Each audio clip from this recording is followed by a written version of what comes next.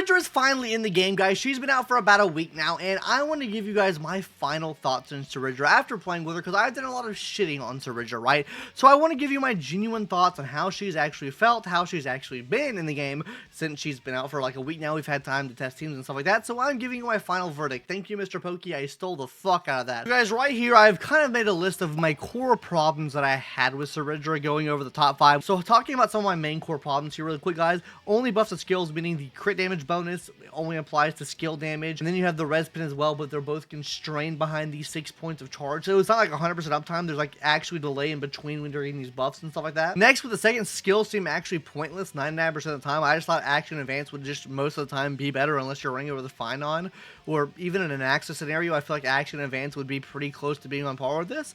Next, guys, would be attack buff is kind of cringe, meaning the like genuine uptime of like having attack buff for all your allies and having speed for all your allies. That's basically the only thing she was giving to the team, or giving to your one ally the whole time, when you have other action advancers like Sunday, like Bronya, like Sparkle, that give so much more on a very much more consistent basis. Then you have SP soul sucking. She really had no way of getting SP back within her E0, S0, so no light cone, no extra eidolons, whatever she was, she had no extra way of getting any SP back, so SP soul sucking core, kind of like Bronya, right? And then finally, teams. I thought that she really only could be used on 2 teams, and that's why she had the partner plus plus tag. If you take a look at what the probably was saying on their tier list anyways, which was, oh, partner plus plus, right? So that means she drops down 2 to 3 tiers if she's not ran with her best in slot partners. Now let's go and hop into my list here and going over my full thoughts on her, right? Because I genuinely think some of my opinions have changed on her, but not to this right here, right? Only buff to skills. I feel like in any situation, the only buff to skills and skill moves is actually dead in the fucking water. So I'm not saying it's not viable, not saying it's not usable. I'm just saying this would have been much better if it buffs every single attack or every single type of damage for like that one turn or that one little play or whatever. You could have it maybe tied behind using the skill for the first time, but like the crit damage buff only applying the skill, kind of cringe. That means that it won't apply to like ultimate damage and stuff like that as well. I don't think that would have made her too insanely strong. Also, getting double skills off, some situations is good, some situations is bad. I actually have found that to be a bit better in a lot more situations than I thought it would be. But still, for me, guys, I feel like only buffing skills is still a negative in my opinion. So I will be marking this down in the bad category, because I really don't like the sense that you're only getting buffs to your skills, and on top of this, getting to the 6 charge point anyways to get this buff for your skill damage is absolutely insane, when you could just use someone literally like Bronya or Sunday and get a crit damage increase by 20% less to everything, versus having an extra 20% to your crit damage here, right? All type rest pin kind of low as well there, based off the skill and getting those charges up. So this is still a doom in my opinion. Now hopping into the second point here, which was second skill seems to be pointless 99% of the time.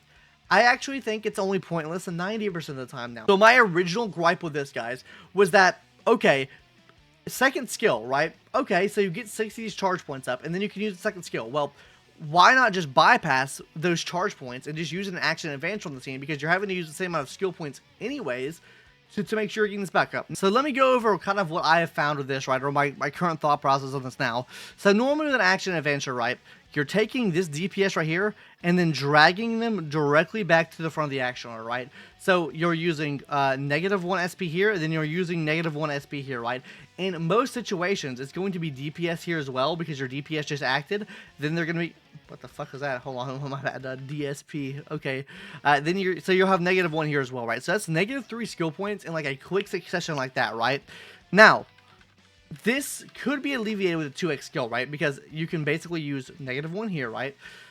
Say you have your DPS right here, right? Let's just say it's the same way. So you have -1 here, right? But look at this. You're not action advancing. Okay, but you are getting the +1 skill point here, +1 skill point here potentially, right? So you're regenerating some of these skill points. So you're only -1 on skill points now, and you have enough skill points to actually use your DPS as skill for the next time.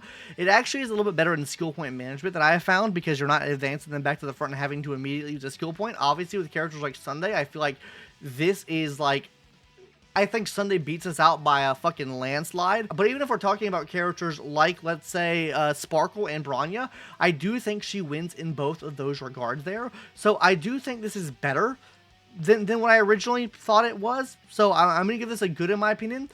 because I don't think it's completely useless, and the way it can be used in certain situations actually turns out to be good with her whole kit combined, right? And we're getting into teams later in the video, but like, let's say a dot team, for example, right? I actually think Kafka can use this quite efficiently, and the reason I say that is because whenever you're using with someone like Kafka, right? First of all, you're getting 2x the ult charge, which means you have a higher chance of reprocking. You're also getting 2 reprocs of dot on the enemy. That means you're front loading even more damage like that. Now, not to say that it can't be used with someone like an Action Advancer, right? You're able to do this on a more of a consistent basis than someone like a Bronya, right? And then honestly, you're getting more SP up in between, and you're giving your Hylosense more time to give you plus SP because of the ultimate move, right?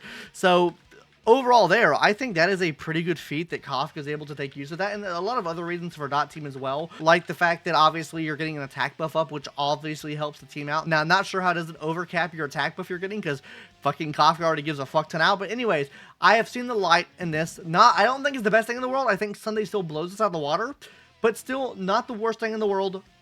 Do prefer Action Advance most of the time, but definitely can see it being better than I originally thought.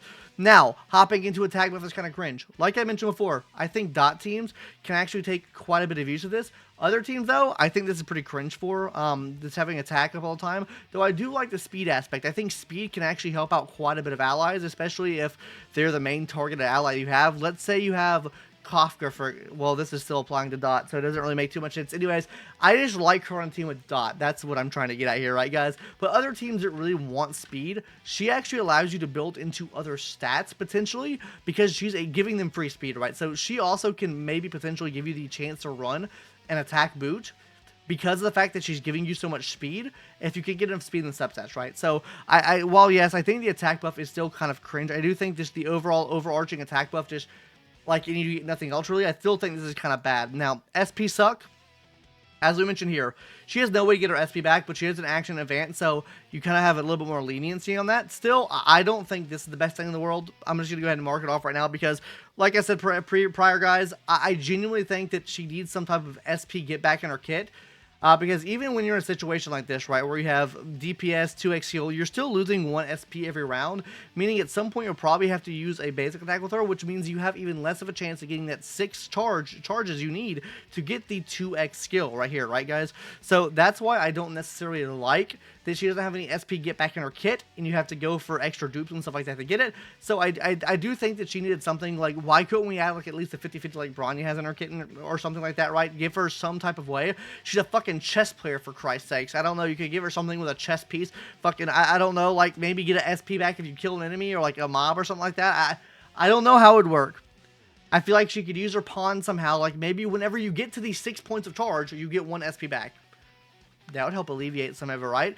Anyways, I do think that there should have been some SP viability within our kit, and I really still think the SP suck is bad, though I don't think it's as bad as something like Bronya, per se. I think Bronya is still kind of worse. Now hopping into the last problem, which was teams. What's surprised with the amount of teams you can work on? Genuinely, guys, if we take a look at like what I guess Pridewind gives her teams as, right? If we scroll down here real quick, it's Finissi, Anaxa, Archer. Still don't necessarily like her on Archer teams. I will say, though, teams I do like her on is I genuinely think that she can work with someone like Saber. I think she can actually work pretty decently there with Saber, with the ability to, you know, use her fucking big-ass skill again, right? I think that's good. Does need to be timed up. Does need to be timed up. If it's not timed up, it doesn't work. So I do want to let that be known. But if it is timed up, it does feel really nice. Next, guys, I do like her being used on, like I mentioned before, dot teams. I think her fucking dot teams and dot damage on dot teams is, and the damage she helps provide on dot teams is really good, considering she is also kind of a sub DPS as well. I think this works well too there. Jingliu, I think she can actually bring up the usability of Jingliu quite a bit, because you gotta think you're in Transcendent State, you're waiting for your turn to come back around. Not to say an Action Adventure couldn't do better, but I do think having the ability to immediately use a second skill again without having to necessarily use an extra skill point, I think is actually really viable. You have to keep that in mind with the SP soul-sucking aspect of this, right? Like, you're not having to use double skills on your allies. It's literally one skill and you get a free skill after that, after you get the charges back up. So I do think that's pretty good. Other teams I think she can work on. I genuinely think that she could probably work on a team with like Zila as well, considering Zila's whole stake is getting extra turns and getting into Resurgence. I feel like the ability of giving Zila the chance to have a secondary skill proc could actually be super, super good for Zila if you have SP positive people on the team.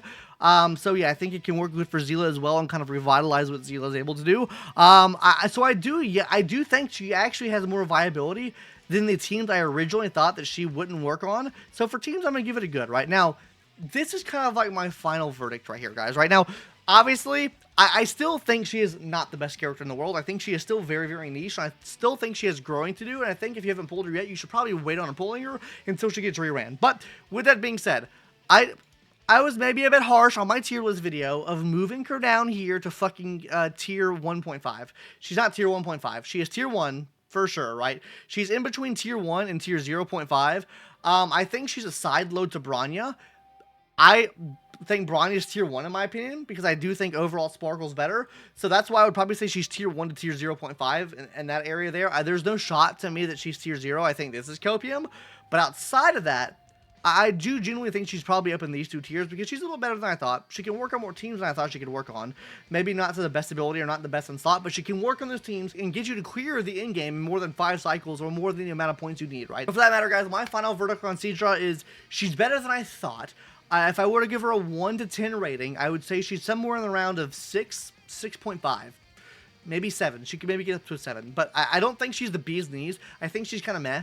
Like, she's above mid. Like, she's above, like, good. Like, I guess the bar would be 5.0 for, like, the mid character, like, what your median character should look like. I think she's above that. I don't think she's on the level of, like, you know, the top tier, you know, Sundays. She's not on Sunday's tier, in my opinion. She's not on Remembrance MC's tier, in my opinion. She's not on Cypher's tier or Robin's tier. So, yeah, I'll be throwing her maybe a 6.5. Yeah.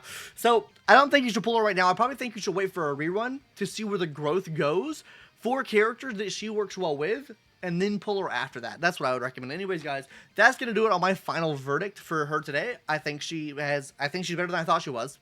But yeah, that's going to do it, guys. See you later. Bye-bye. Have a good one. Subscribe if you haven't already. The fuck you doing here? You haven't subscribed yet. You're watching this point in the video.